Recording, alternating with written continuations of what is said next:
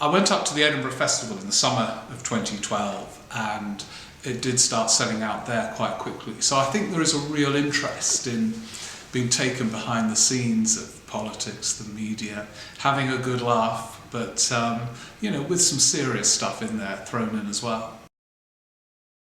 They can expect a guided tour of the wacky, funny, tragic side of politics and the media. It's great. I love this moment just before the show when you kind of imagine people coming into their seats and they have a certain sense of expectation.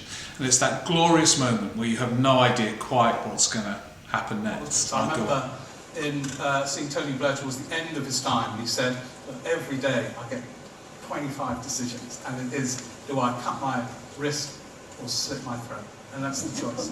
And it never seems as easy as you think. And I learned this at the sitting room in Edgware in about 1975, where Robin and I had been waiting for 4 hours to ask a girl to dance. And then at about, it was always about midnight, they put this bloody song on, and this you knew was your last chance to ask someone to dance. Let's hear what happened. Do you remember? Some of you were around in the 70s. This bloody song would come on and you know this is it. So I'm in this living room in Edgware and Stairway to Heaven by Led Zeppelin is starting. And I look around and Robin is already dancing with a girl. All the other people I vaguely know are dancing with girls, and I think, right, this song goes on for a long time, I've got lots of options. I'm going to take the easy, safest course first and go into the kitchen in Edgware. So I'm not going to ask a girl to dance yet. It could be humiliating, I could be front page news. If they say no, it could be the end of my political career. I'm going into the kitchen. So I walk into the kitchen at this grim house in Mill Hill or Edgware. This bloody song is still playing. I think I've got ages to decide what to do next. Right, I look into the kitchen and there are 3 other 14-year-olds with NHS specs and chronic acne. And I think, my God, I cannot be seen with these 3 boys at the end of the song. I cannot be seen by Robin and my other friends in the kitchen with these 3 boys.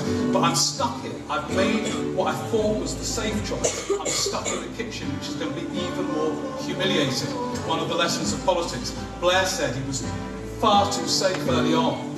It was the riskiest course, and here was I now stuck in a kitchen in Mill Hill listening to them, and I thought, right, I cannot be seen in this kitchen any longer, so I'm going to go out of the house altogether, not see any of them, and lie to Robin the next day that I'd met a beautiful girl from Southampton School and we'd had a very romantic night together. So that was going to be my solution. In politics you have to lie sometimes. You have to, for your own dignity, to survive, you have to lie. Get a spin doctor to do it and you lie. But then I thought, Christ, that option is not available to me any longer. I've gone into the kitchen, and to get out of the house, I would have to go through the living room where they are dancing, and they would see me leaving. So I can't lie, even though I'd happily have done so. So then you think, right, Harold Wilson always used to keep all options open. I suddenly realised I've made the wrong choices, and the options are narrowing all the time. I have one choice left, which is to go into that living room and decide to ask the girls to dance. All the columnists are screaming, don't do it, Steve. Polly Toynbee saying, don't do it, you'll be sacked if you do it. Matthew D'Ancona, who's usually really nice, is on Newsnight saying he's making a fool of himself. Why is he doing it? I would say to them, I had no choice. But then I start asking girls whether they will dance. Would you like to dance with me? No, thank you. Okay. Would you like to dance with me? No, thanks, go away. And then finally, there's one called Janice. I said, Janice, could you dance with me, please? She says, yes. So I start dancing, and I think it's a political triumph. I've pulled it off. I've come back from the depths of by-election defeat. I'm dancing into me. I make sure Robin can see me dancing with a girl, so I can survive another year or so in number 10 Downing Street. And then the tempo of this bloody song speeds up. Let's hear what happens. And I think, oh my God, it's gone too fast. I don't want to let go of Janice in case she runs out of the room, so I hold on to Janice. I look round the living room and everyone else is dancing separately but in beautiful symmetry. They're rocking naked. If I do that, I think Janice might disappear. So I cling to Janice, but sweat is pouring off Janice's face now. She's looking anguished. So I say, all right, Janice, let's dance like all the others, shall we? And see what happens. So Janice is released from my clutches, and I look up and she runs out of the living room. And it's not a triumph at all, it's a disaster. I'm going to lose the election after all. But I'm stuck in the living room, and I've got to now decide what to do. There's only one thing I can do. Let's hear that music again really loud. I have to dance on my own in front of Robbie and the girls and everybody else. And I've got no option but to keep on dancing until the end, because I've been totally humiliated. But I have no choice. There's no way out of the humiliation. From the beginning, I was doomed to this appalling situation of total, utter humiliation. Thank you.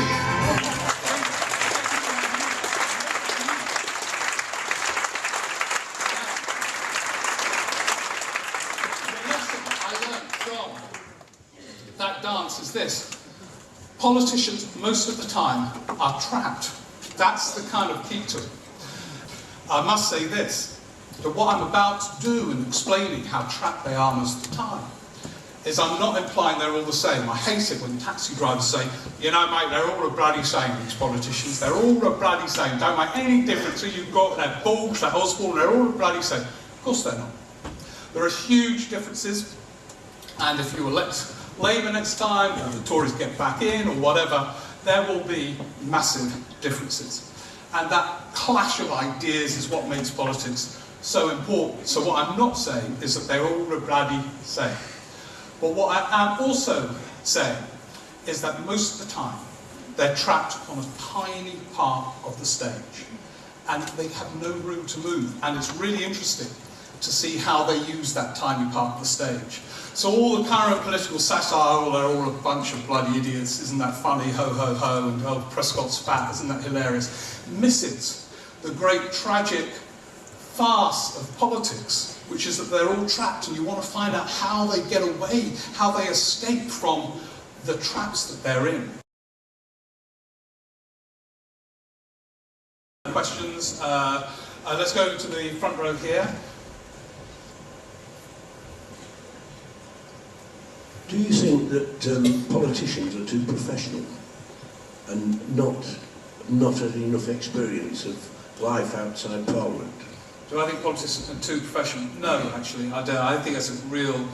I know it's become a cliche, but I think that it's almost the opposite, that the people who are at the very top now aren't professional enough. In other words, I wish they were a bit older and a bit more experienced. By that I don't mean having done a job running a post office or something, I just mean having learned the art of politics. I think whatever you think about Cameron and Osborne, I think one of the reasons why they've struggled is they've never been close to this kind of power before, and they are overwhelmed.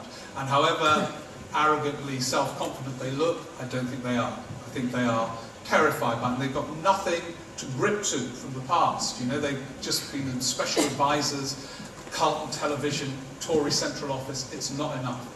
And it's like people, I don't know, getting to a Wimbledon final having just left school and played a game of tennis. It's too early. And I think that's the problem. I think it's too early to some extent for Ed Miliband, and I think it was for Nick Clegg. And I don't know quite why it's happened, actually. But you can be professional politicians and a bit more experienced. I don't think there's a problem with people coming, but that's an unfashionable view. So I think politics is an art form you have to learn. So it's not. In the middle row, yeah, there. And then we'll... Hi.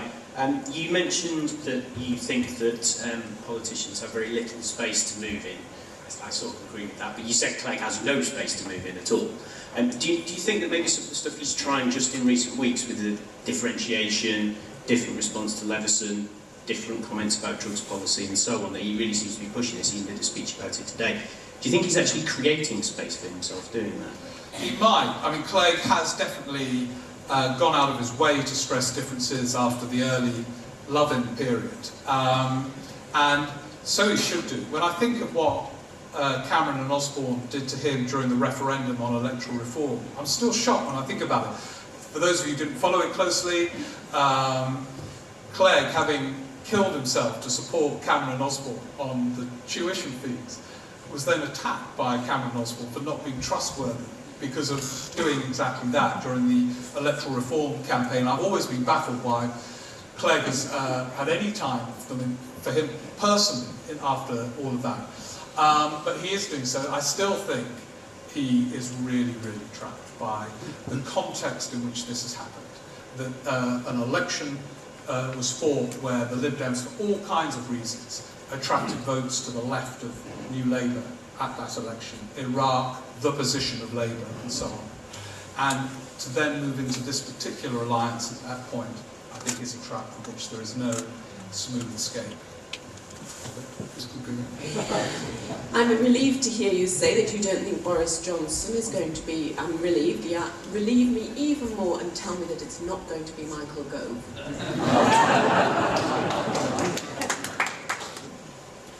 Gove is an authentic figure. He's incredibly charming.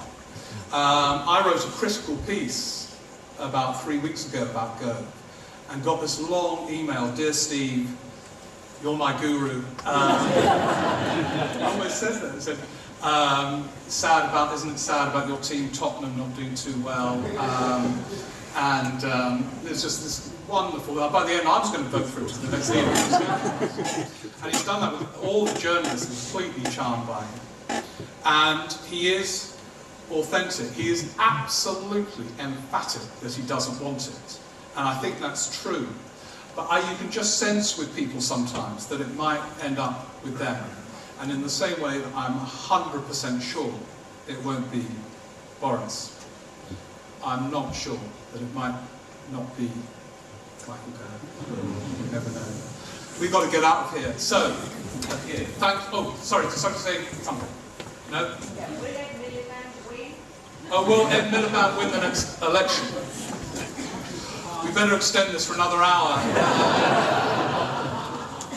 I'll tell you what I'll say about this.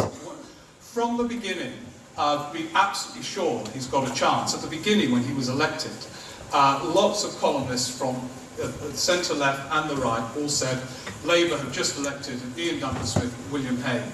It's completely wrong because of the context in which Ed Miliband has been elected. The context could not be more benevolent for a leader of the opposition. He's got nothing much in common with Margaret Thatcher, but he's got one thing in common. To go back to the beginning of this, actually. Thatcher was elected leader of the Conservatives in 1975, in the middle of a hung parliament and an economic crisis of uncertain outcome. Miliband in a hung parliament in the midst of an economic crisis of uncertain outcome. Labour in the 70s were divided. The Conservatives are getting dangerously divided again over certain issues, especially Europe. That is a dream context for a leader of the opposition. So he's got a chance. He has got one other advantage. Because he looks about 12, people forget how experienced he is. He has been at the heart of power for more time and closer to it than any leader of the opposition since the early 70s. Thatcher was Education Secretary, but very much on the outskirts. Tony Blair had never had any power. Same with, who else has been leader of the opposition? William Hague had been a peripheral cabinet minister, and so on. He has been at the heart of power for a long, long time. In the Treasury, working with Brown, seeing Blair, two titans, whatever you think of their politics. And so he knows quite a lot about the rhythms of politics, the language of politics. Whether he will or not, I think, is impossible to say. But I think he's got a chance.